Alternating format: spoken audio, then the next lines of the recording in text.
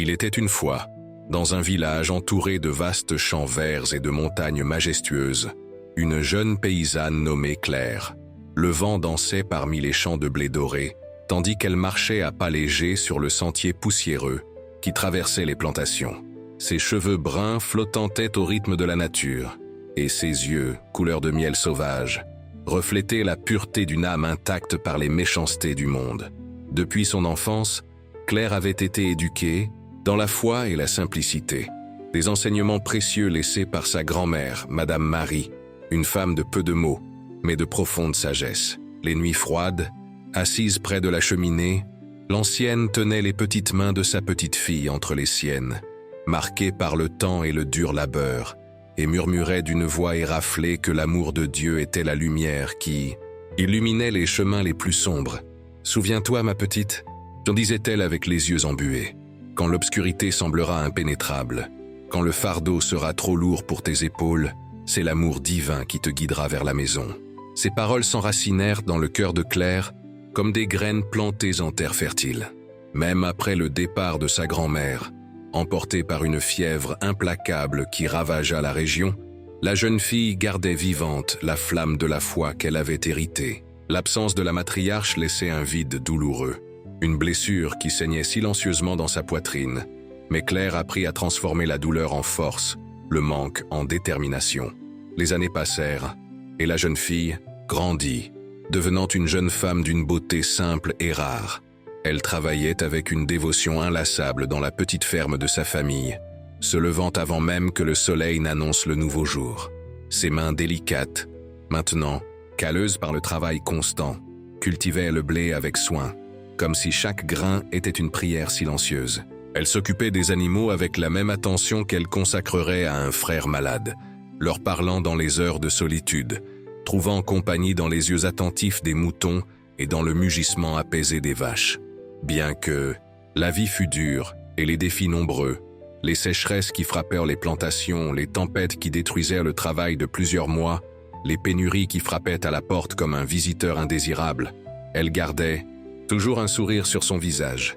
C'était un sourire qui naissait de l'intérieur, alimenté par la croyance inébranlable que sa foi pouvait déplacer des montagnes, que demain serait meilleur qu'aujourd'hui, que les épreuves n'étaient que le chemin vers la maturité de l'âme.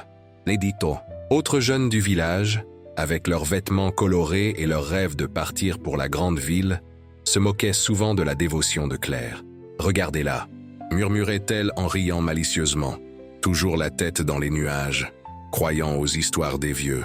Mais les mots méchants glissaient sur elle comme l'eau sur les plumes d'un cygne. Claire ne se préoccupait pas des railleries, car elle savait que la véritable richesse ne résidait pas dans les robes coûteuses ou les bijoux scintillants, mais dans la paix qui habitait son esprit. Un jour, vous comprendrez, pensait-elle en regardant ses amis d'enfance s'éloigner, qu'il y a des trésors que les yeux ne peuvent voir et que le cœur ne peut acheter. Cependant, la tranquillité de sa vie allait bientôt être ébranlée comme un lac serein perturbé par une pierre jetée dans ses eaux calmes. Le destin, dans ses voies mystérieuses, avait tracé pour Claire une épreuve qui testerait la force de sa foi jusqu'aux dernières conséquences. Un certain matin, lorsque la rosée ornait encore les feuilles comme des perles translucides et que le silence n'était brisé que par le chant des oiseaux annonçant le lever du jour, Claire marcha jusqu'à la rivière qui traversait la propriété. C'était son rituel quotidien, un moment sacré de contemplation avant de commencer les tâches. Assise sur un galet lisse au bord de l'eau cristalline, elle observait le reflet du ciel teinté de rose et de lilas, perdu dans ses pensées et ses prières silencieuses. C'est à ce moment de vulnérable introspection que Claire vit une silhouette s'approcher par la rive opposée de la rivière. C'était un homme grand, à la stature élégante et à la démarche cadencée, comme si chaque pas était calculé pour avoir le maximum d'impact. Il portait des vêtements fins, de tissus que Claire n'avait jamais vus, dans des tons de rouge profond et d'or scintillant. Ses cheveux noirs comme la nuit sans étoiles contrastaient avec sa peau pâle, presque translucide, et ses yeux avaient l'éclat hypnotique de deux émeraudes sous la lumière du soleil. L'étranger sourit en constatant qu'il était observé, et son sourire possédait une beauté troublante, comme une rose parfaite trop belle pour être vraie. Il traversa la rivière en marchant sur des pierres qui semblaient surgir sous ses pieds, comme si la nature elle-même s'inclinait à son passage. Il s'approcha de Claire avec la grâce d'un félin, et lorsqu'il parla, sa voix était comme de la musique, envoûtante et séduisante. « Bonjour, jeune demoiselle », dit-il avec une mesure élégante. « J'espère ne pas interrompre votre moment de solitude. » Claire, qui rarement conversait avec des étrangers, se sentit étrangement à l'aise en présence de cet homme. Il y avait quelque chose en lui qui inspirait une confiance immédiate, comme un vieil ami retrouvé après une longue absence. « Bonjour », répondit-elle, essayant de ne pas montrer le fascinement qui la consumait. « Monsieur n'est pas de ces parages. » L'homme rit, un son cristallin qui résonna parmi les arbres environnants. « Je suis un voyageur », expliqua-t-il, s'asseyant sur le galet à côté de Claire avec une familiarité déconcertante. « Je m'appelle Lucien, et je viens de terres lointaines, au-delà des montagnes que vous voyez à l'horizon. » Claire observa les montagnes qu'elle connaissait depuis toujours, avec de nouveaux yeux, imaginant ce qui existait au-delà de ces sommets enneigés, quels mondes inconnus attendaient d'être découverts. Une curiosité qu'elle n'avait jamais ressentie jaillit dans son cœur, comme une graine endormie qui trouve enfin la lumière du soleil. « Je suis Claire », se présenta-t-elle avec simplicité. « Claire », répéta Lucien, comme s'il savourait chaque syllabe. Un nom approprié pour quelqu'un avec sa propre lumière. Dans les semaines qui suivirent, Claire retrouva Lucien chaque jour au même endroit. Le voyageur étrange parlait de mondes au-delà de ce qu'elle connaissait, de villes avec des tours si hautes qu'elles semblaient toucher les nuages, de fêtes qui duraient des jours entiers, de vêtements plus fins que des ailes de papillons et de bijoux qui brillaient comme des étoiles tombées du ciel. Il promettait richesse, pouvoir et une vie pleine d'aventures, loin de la monotonie du village et du travail épuisant de la ferme. « Tu mérites plus, Claire », disait-il en tenant ses mains avec une délicatesse calculée. « Quelqu'un avec ton esprit devrait connaître le monde, expérimenter tout ce qu'il a à offrir. Pourquoi se contenter de miettes quand tu pourrais avoir un festin ?» La jeune fille, séduite par ses promesses glamoureuses et par la perspective d'une vie de commodité qu'elle n'avait jamais imaginée pour elle-même, se laissa rapidement captiver. Les rencontres avec Lucien devinrent le centre de ses pensées, et les tâches quotidiennes qu'elle accomplissait autrefois avec joie se transformèrent en fardeaux insupportables qui l'empêchaient d'être en compagnie de l'étranger fascinant. Son père, un homme simple et de peu de mots, observait le changement chez sa fille avec une inquiétude croissante. « Claire est différente », commenta-t-il un soir avec sa femme, tandis que la jeune fille, pour la première fois, refusait de participer à la prière familiale avant le dîner. Il y a une ombre dans ses yeux que je n'avais jamais vue auparavant. La mère de Claire, une femme de foi inébranlable comme sa fille l'avait été jusque-là, soupira lourdement. « Nous devons prier pour elle », répondit-elle avec une voix éraflée par l'émotion. « Quelque chose éloigne notre fille du chemin de la lumière. » Cependant, toute tentative d'approche était accueillie par Claire avec une irritation croissante. Les questions gentilles sur où elle passait les après-midi étaient répondues. Par des esquives, les conseils affectueux étaient reçus avec mépris. Les regards inquiets étaient ignorés avec froideur délibérée. Un mur invisible s'éleva entre la jeune fille et sa famille, construit de briques de secrets et de mortiers de mensonges. Pendant ce temps, au fil des jours, Claire commença à percevoir des changements subtils chez Lucien. Ses histoires merveilleuses étaient désormais accompagnées de commentaires dépréciatifs sur la vie simple qu'elle menait, sur l'innocence de sa foi, sur la prison sans barreaux que représentait le fait de consacrer sa vie au travail honnête et à la dévotion. Adieu. Les mots qui autrefois sonnaient comme de la poésie commençaient à se révéler enveloppés dans une subtilité trompeuse et séduisante, comme du miel empoisonné qui adoucit avant de tuer. Dans de rares moments de clarté, lorsqu'elle était seule dans sa chambre simple, observant le ciel étoilé par la petite fenêtre, Claire ressentait un malaise croissant, une inquiétude qu'elle ne parvenait pas à nommer. La voix de sa grand-mère résonnait dans sa mémoire, avertissant des dangers de l'orgueil et de la cupidité, de la manière dont le mal se déguise souvent sous les plus belles apparences pour attirer les imprudents. « Le démon ne vient pas avec des cornes et un trident, ma petite », disait souvent l'ancienne. « Il vient avec des promesses que ton cœur désire entendre. » Mais ces moments de doute étaient rapidement étouffés lorsque Claire retrouvait Lucien.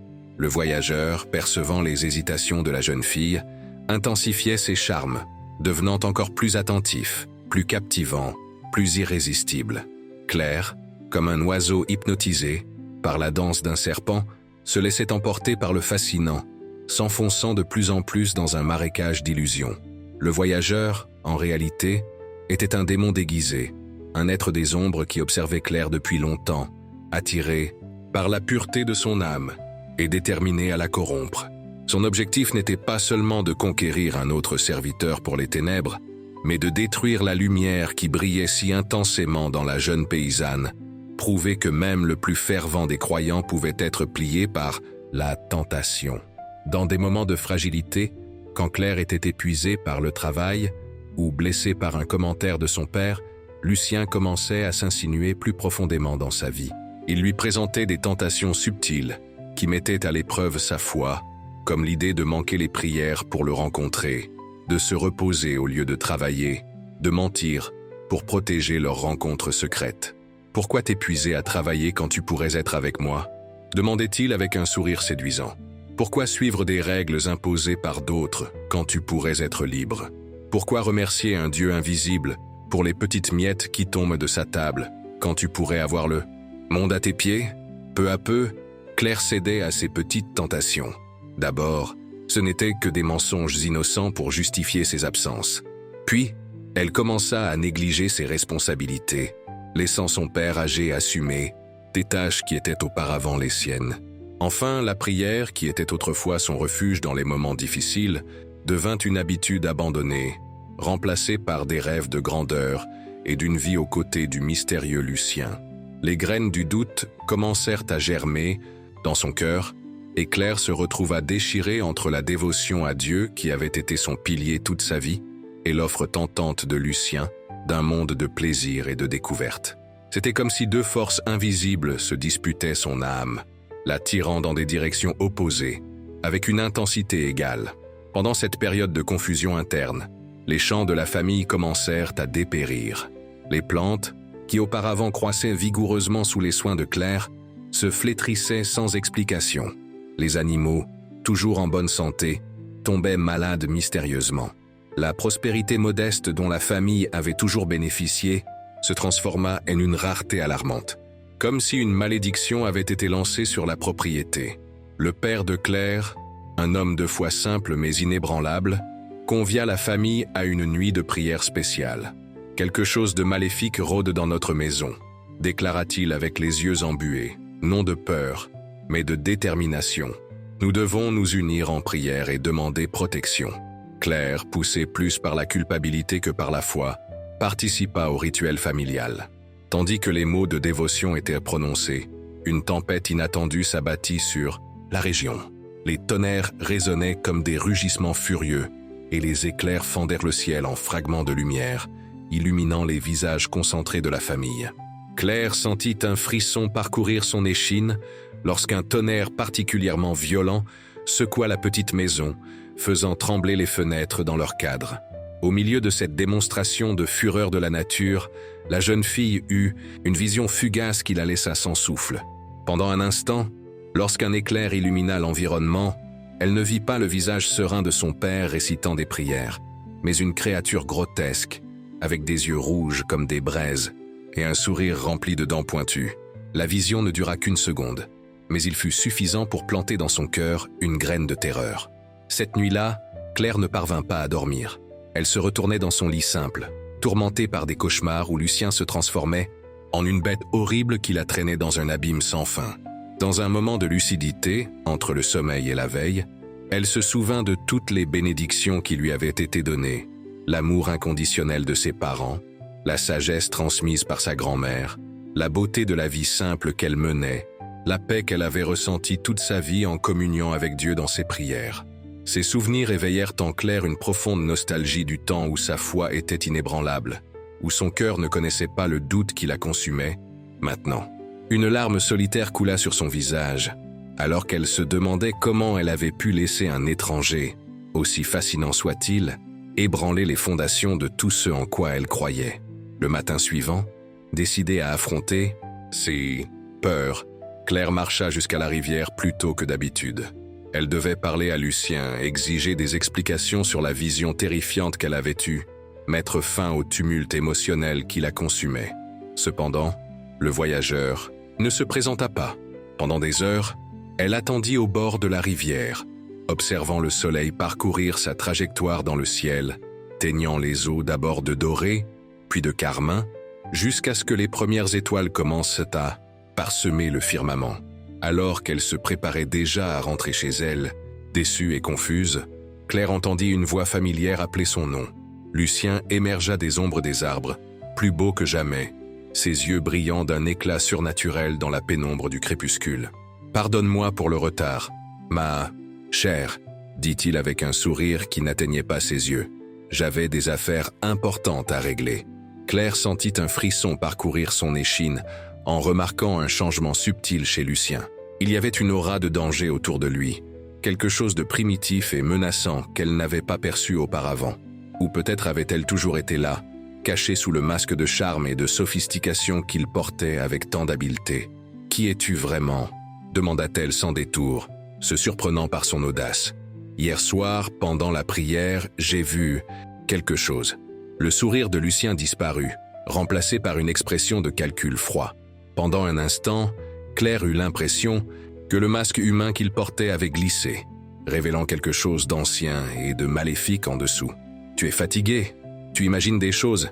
répondit-il, reprenant rapidement son calme. « Viens avec moi maintenant, Claire. Il est temps de laisser cet endroit derrière nous. J'ai beaucoup à te montrer, des mondes que tu n'imagines même pas exister. » Il tendit la main dans une invitation tentante, et Claire se sentit déchirée entre le désir d'accepter et l'instinct qui criait de fuir. Dans son cœur, une bataille silencieuse faisait rage entre les ténèbres que Lucien représentait et la lumière que sa foi avait toujours été. « J'ai besoin de temps, » murmura-t-elle, reculant d'un pas. « Je ne peux pas simplement abandonner ma famille, tout ce que je connais. » Les yeux de Lucien se durcirent, perdant momentanément l'éclat séduisant, révélant une froideur calculatrice qui fit refroidir le sang de Claire dans ses veines. « Le temps est un luxe que nous n'avons pas, ma chère, » siffla-t-il. « Le choix est simple. Viens avec moi maintenant, et tu connaîtras des plaisirs que tu n'as jamais rêvés. Ou reste ici, pourrissant dans ce bout de monde, esclave d'un Dieu qui ne se soucie pas de ta souffrance. » Les mots atteignirent Claire comme un fouet, révélant la véritable nature de celui qu'elle croyait être son ami, peut-être même son amour. En ce moment de clarté douloureuse, elle comprit à quel point elle s'était éloignée de ses valeurs, à quel point elle avait permis que la séduction des promesses vaines corrompît son âme. « Je ai besoin de réfléchir », balbutia-t-elle, faisant un pas en arrière. Lucien sourit, mais il n'y avait aucune joie dans son visage, seulement une satisfaction prédatrice. « Réfléchis, ma Claire », concéda-t-il d'un geste magnanime. « Je serai ici demain au coucher du soleil. Mais sache que ce sera ta dernière chance. À partir de ce moment, les portes de ce monde paradisiaque que je t'offre seront fermées pour toujours. » Avec ces mots, il s'éloigna, disparaissant dans les ombres de la forêt qui bordait la rivière. Claire resta immobile, sentant son cœur martelé contre sa poitrine comme s'il voulait s'échapper. Lorsqu'elle réussit enfin à bouger, elle courut chez elle comme si elle était poursuivie par des démons invisibles. La nuit tomba sur le village, apportant avec elle un silence oppressante. Claire, dans sa chambre, s'agenouilla à côté du lit comme elle ne l'avait pas fait depuis des semaines. Elle tenta de prier, mais les mots qui coulaient autrefois naturellement semblaient maintenant étranges dans sa bouche, comme si elle avait oublié sa langue maternelle après une longue absence. Une honte profonde la consumait, la compréhension tardive de comment elle avait trahi non seulement sa foi, mais elle-même. Alors qu'elle contemplait la pleine lune se refléter sur la surface de la rivière, visible par la fenêtre de sa chambre, Claire sentit la présence de quelque chose de sombre envahir son espace de paix. Un vent glacial souffla à travers la fenêtre fermée, éteignant la bougie qui éclairait la pièce. Dans l'obscurité soudaine, deux yeux rouges comme des braises apparurent au pied de son lit. Pourquoi attendre jusqu'à demain? On y siffla une voix qui était, et en même temps n'était pas celle de Lucien. La nuit est le moment parfait pour sceller notre accord. Lucien se matérialisa devant elle, mais plus sous la forme de l'étranger beau et séduisant qui l'avait séduite. Il se révéla dans sa véritable nature, un être grotesque avec une peau écailleuse, des ailes de chauve-souris s'étendant de son dos comme des membranes noires, et des cornes tordues ornant une tête vaguement humaine. Ses yeux, cependant, étaient les mêmes, hypnotisants, séduisants, promettant des mondes de plaisirs interdits. Le démon sourit avec malice, montrant des dents pointues comme des aiguilles. « Surprise, ma chère, voici ma véritable face, celle que je te montrerai lorsque je serai entièrement à moi. » Le froid traversa le corps de Claire en entendant ces mots, mais étonnamment la terreur initiale céda la place à un calme inattendu. Les souvenirs de sa grand-mère résonnèrent dans son esprit avec une clarté cristalline, comme si l'ancienne était à ses côtés, murmurant des paroles d'encouragement. « Le mal n'a du pouvoir sur nous que lorsque nous le permettons, ma petite », disait la voix dans sa mémoire. L'obscurité ne peut exister là où il y a de la lumière. Claire se rappela les moments de douleur dans sa vie, la mort de sa grand-mère, les récoltes perdues, les maladies affrontées, mais aussi des victoires qu'elle avait conquises avec foi et larmes. Elle se souvint de la chaleur qu'elle ressentait dans sa poitrine lorsqu'elle priait, de la paix qui l'envahissait en contemplant la nature, percevant la main de Dieu dans chaque détail, de l'amour inconditionnel que ses parents lui dévoyaient, reflet de l'amour divin qui l'avait toujours entouré. Au lieu de se livrer au désespoir, comme le démon l'espérait, Claire trouva en elle une force qu'elle croyait avoir perdue. Elle décida qu'aucun trésor, aucune aventure ou promesse ne pourrait remplacer la paix qu'elle ressentait lorsqu'elle priait et s'abandonnait à l'amour divin. Lucien la confronta avec une proposition audacieuse, un pacte qui lui apporterait richesse et gloire, la connaissance de secrets interdits, le pouvoir sur d'autres hommes. En échange, il ne demandait qu'une seule chose, la renonciation à son amour pour Dieu, la remise volontaire de son âme aux ténèbres. Un échange équitable, non ? Demanda-t-il avec un sourire en coin. Une vie de plaisir et de pouvoir en échange d'une âme qui, au final, n'est qu'un concept abstrait.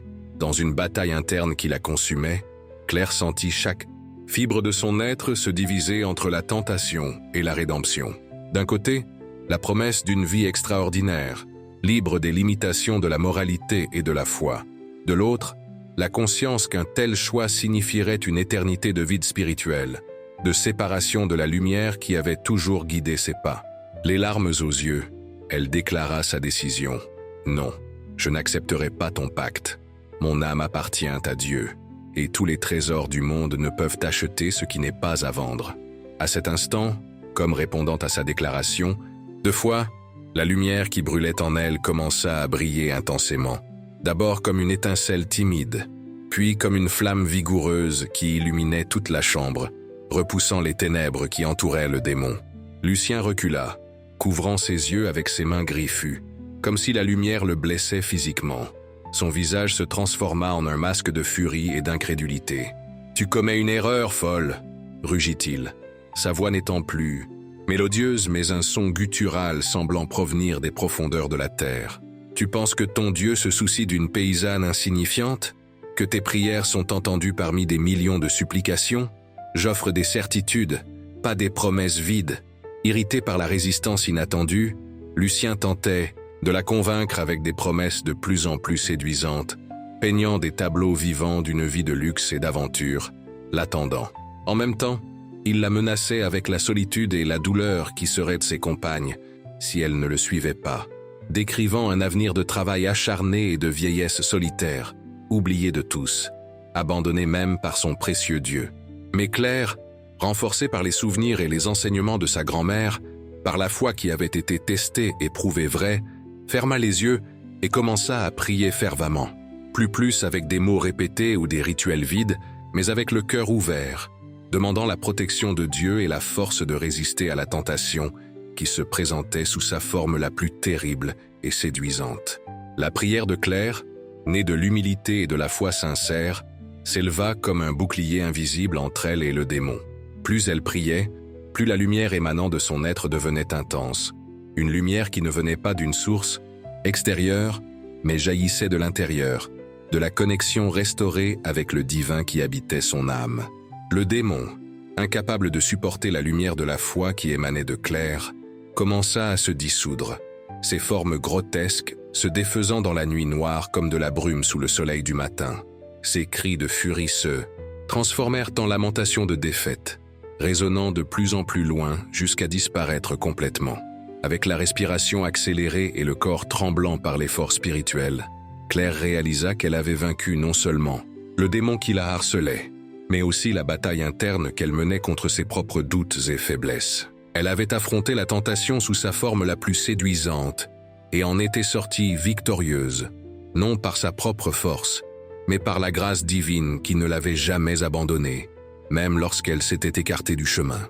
En voyant le démon disparaître, emportant avec lui les ombres qui avaient dominé la chambre, un rayon de lumière argentée pénétra par la fenêtre, comme si la lune elle-même bénissait sa victoire. Une paix indescriptible envahit son être, une sensation d'appartenance et de but qu'elle avait perdue pendant les semaines de séduction démoniaque. Claire tomba à genoux, non dans le désespoir, mais dans une profonde gratitude. Des larmes, de soulagement et de joie coulèrent librement sur son visage, tandis qu'elle remerciait pour la protection reçue, pour la seconde chance, pour la réaffirmation de sa foi à travers l'épreuve affrontée. Lorsque le soleil se leva, teignant l'horizon de tons or et rose, Claire était déjà debout, travaillant dans les champs avec une énergie renouvelée. Ses parents, en l'observant, remarquèrent immédiatement le changement. La lumière était revenue dans ses yeux, le sourire sincère à ses lèvres, la sérénité sur son visage. Sans besoin d'explication, ils comprirent que leur fille était revenue, que l'ombre qui les avait éloignés d'elle avait été dissipée par la lumière de la foi retrouvée. À partir de cette nuit mémorable, Claire devint un phare d'espoir pour le village. Sans tumulte ni ostentation, elle partageait son histoire avec ceux qui faisaient face à des doutes ou des tentations, les encourageant à se souvenir de la force que la foi peut procurer dans les moments les plus sombres. Les champs de la famille, autrefois flétris et stériles, fleurirent avec vigueur renouvelée sous ses soins. Les animaux retrouvèrent la santé, et la prospérité modeste revint à la maison, non comme une récompense pour la fidélité, mais comme une conséquence naturelle d'un travail réalisé avec amour et dévouement. Claire apprit que le véritable trésor ne résidait pas dans les richesses matérielles ou les plaisirs éphémères que Lucien avait promis, mais dans l'amour de Dieu et les relations qu'elle cultivait au fil de sa vie. La liberté qu'elle trouva en résistant à la tentation renforça son courage et sa spiritualité, lui permettant de faire face aux difficultés inévitables de la vie avec grâce et détermination inébranlables. Avec un amour abnégation et une générosité sincère, Claire cultiva sa terre et enrichit la vie de la communauté, montrant par ses actions plus que par ses paroles que, même face à l'adversité la plus extrême, la foi est capable de transformer les incertitudes en bénédiction, le désespoir en espoir, l'obscurité en lumière.